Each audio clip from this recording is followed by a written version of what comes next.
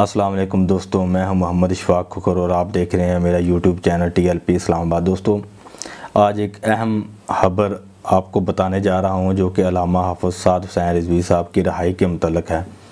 एक breaking news समझ लें आप इन्हें। असल में आज डॉक्टर अल्लामा शफ़ीक़ अमीनी साहब का रब्ता हुआ है, जो मज़हबी अमूर के वज़ीर हैं नूरुल हक़ क़ादरी साहब, बात हुई है, रब्ता हुआ है, जिस पर अल्लामा शफ़ीक़ अमीनी साहब ने उनसे पूछा है उनके आपने जो अल्लामा साद हुसैन रिज़वी साहब की रहाई के मुतल्लिक़ और जो दूसरे असीरान ख़त्म नबूवत हैं उनकी रहाई के मुतल्लिक़ आपने क्या पेशरफ़्त की है। तो जिस पर नूरुल हक़ क़ादरी साहब ने ये बताया है कि हमें अपना वादा याद है और हम इंशाअल्लाह वादा पूरा करेंगे।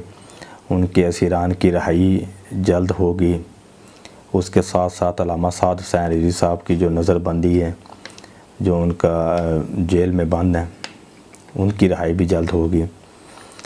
और साथ ही उन्होंने ये बात बताई कि हमें असल वजह जो ये है रहाई देर से होने की वजह यह है कि जून के एंड में जा रहा है, फाटफ का अजलास हो रहा है जो कि फ़्रांस में होना है।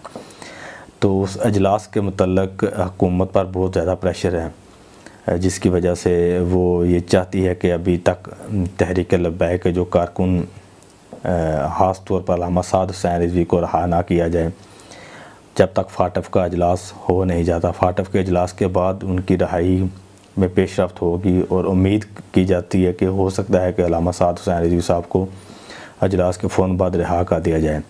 लेकिन असल में जो ये रहाई इस वजह से नहीं हो रही कि फाटफ का अजलास है और हुकूमत ये समझती है कि तहरीक लब्बैक इनके दरमियान जो मादे होने हैं फाटफ के अजलास में, जो कुछ अहम पेशरफ्त होनी है, तो उसमें हो सकता है तहरीक लब्बैक हायल हो।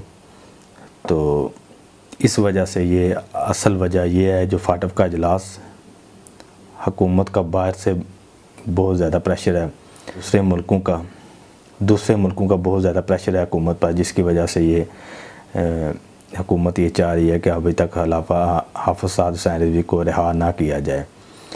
तो ये थी आज की एक ब्रेकिंग न्यूज़। उम्मीद करता हूँ आपको वीडियो अच्छी लगेगी। वीडियो अच्छी लगी लाइक, कमेंट और शेयर करना मत भूलिएगा।